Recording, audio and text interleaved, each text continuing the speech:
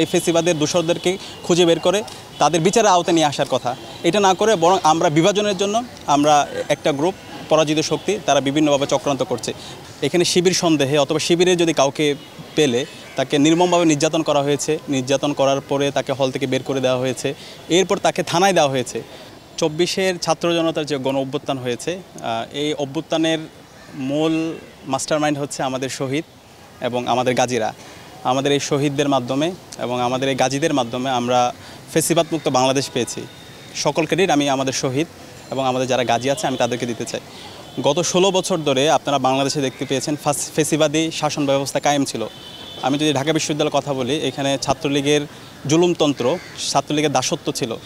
এখানে শিবির সন্দেহে অথবা শিবিরে যদি কাউকে পেলে তাকে নির্মমভাবে নির্যাতন করা হয়েছে। নির্যাতন করার পরে তাকে হল থেকে বের করে দেওয়া হয়েছে। এরপর তাকে থানায় দেওয়া হয়েছে। একজন মানুষের যে অধিকার, সেই অধিকারের ন্যূনতম কিছুই ছিল না। শিবির পরিচয়ে যদি কাউকে পাওয়া যেত তাকে মারা জায়েজ ছিল এবং এটা নিয়ে কেউ কথা বলতো না।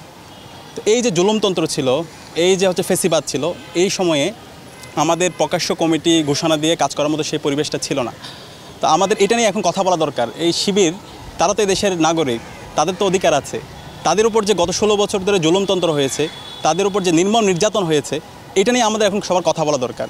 এটা নিয়ে কথা না বলে বরং আমাদের ফেসিবাদের কিছু দোসররা তারা এটাকে পুরো অভ্যুত্থানের যে স্পিড সেটাকে নষ্ট করার জন্য তারা বিভিন্নভাবে এটাকে প্রতারিত হওয়া অথবা অন্যদিকে আলাপ চলে যাচ্ছে।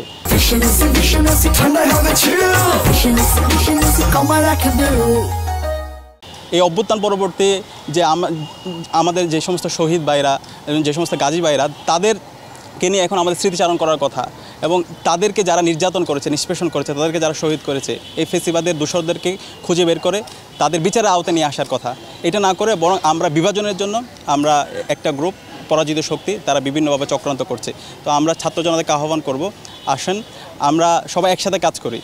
আমাদের মধ্যে নিজেদের মধ্যে বিভাজন থাকতে পারে, বিভক্তি থাকতে পারে। ফেসিবাদের দোষর ছাড়া আমরা সবাই মিলে একসাথে বসে নিজেদের মধ্যে বিভক্তিগুলো, মতানৈক্যগুলো আমরা বসে সেটেলমেন্ট করি। আমরা আমাদের শহীদদের স্বাধীন করার পিছনে, ফেসিবাদ মুক্ত বাংলাদেশ করার পিছনে যে মূল পারপাসটা ছিল নতুন বাংলাদেশ বিনির্মাণ করা, সেটা নিয়ে আমরা সবাই একসাথে কাজ করি। আর আমাদের এই অভ্যুত্থানের শুরু থেকে 5 জুন থেকে 5 আগস্ট পর্যন্ত এই আন্দোলনের সাথে সকল ছাত্র সংগঠন এখানে যুক্ত ছিল। এখানে ছাত্রদল ছিল, বাম ছাত্র সংগঠনগুলো ছিল, দেশের আপামর ছাত্র জনতা ছিল, ইসলামী ছাত্র শিবিরের সকল জনশক্তির দায়িত্বশীল এখানে ছিল। তো আমরা এককভাবে ক্রেডিট দাবি করছি না, আমরা এই ক্রেডিটটা আমাদের শহীদদেরকে দিতে চাই, দেশের আপামর ছাত্র জনতাকে আমরা দিতে চাই।